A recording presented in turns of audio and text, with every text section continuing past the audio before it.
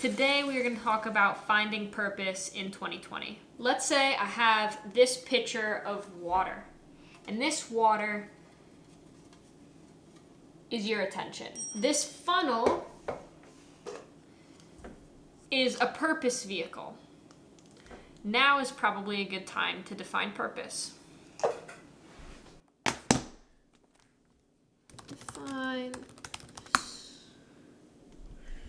purpose is the reason for which something is done or created or for which something exists. Okay. Purpose is the word that describes this entire act of taking this thing, directing it through here, and getting to some form of focus. That's what we want our world to look like. But this is the world that we're living in instead.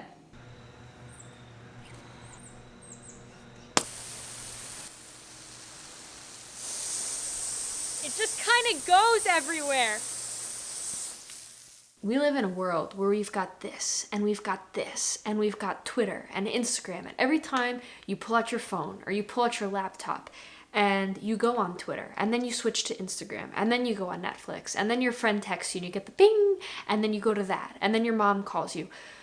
We're creating thousands of unclosed mental connections. We are one. I'm one, you're one, and yet on a daily basis, we are creating thousands of points of loose ends. We're creating thousands of points of unclosed, open dialogue that we just never satisfy. We never complete. And what's that going to lead us to feel like? Well, we're going to feel like the world is overwhelming when there's suddenly 10 places that we're expected to be at once and we can only choose one. And when we feel like the world is overwhelming and we can't handle it, we're going to feel incapable. That's no fun. But guess what? I'm not going to leave you hanging. I know how to fix it.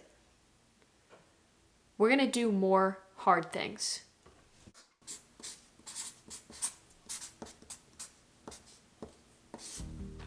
Today, we start at the bottom. We are constantly going out. All of these nodes are points of distraction, points where we are losing our attention and we're losing our focus. Time is moving away from us and we are going out. What we want to do instead is actually just flip this equation upside down.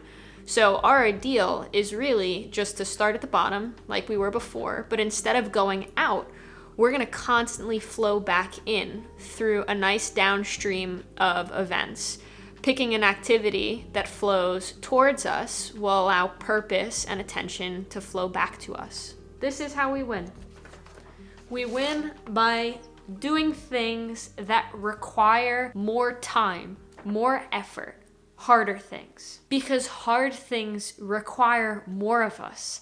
And the more of us that's required to get something done, the more we are going to have to direct that attention and turn it to focus.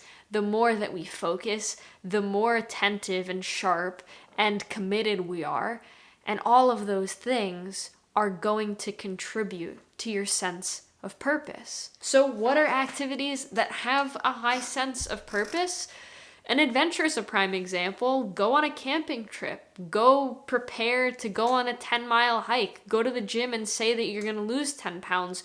Write the blog post that you've been waiting on because you're scared that your writing isn't good enough. When we sign up for activities that put us at the top of the funnel, we have the chance to refine and implement over and over again in order to get down here. That's the secret. The world has flipped to the scale of too easy. We can pull out our phones and go on Twitter or Instagram or do any million number of things. It's just too easy. We need to rebalance ourselves. Do something that takes a lot of time or effort. Do something that's hard. Do something that sustains you. Do one thing that consumes you. Get that slow burn. I promise you, sometimes the easiest thing to do is really the hardest. Thanks for being here. I'll see you next week.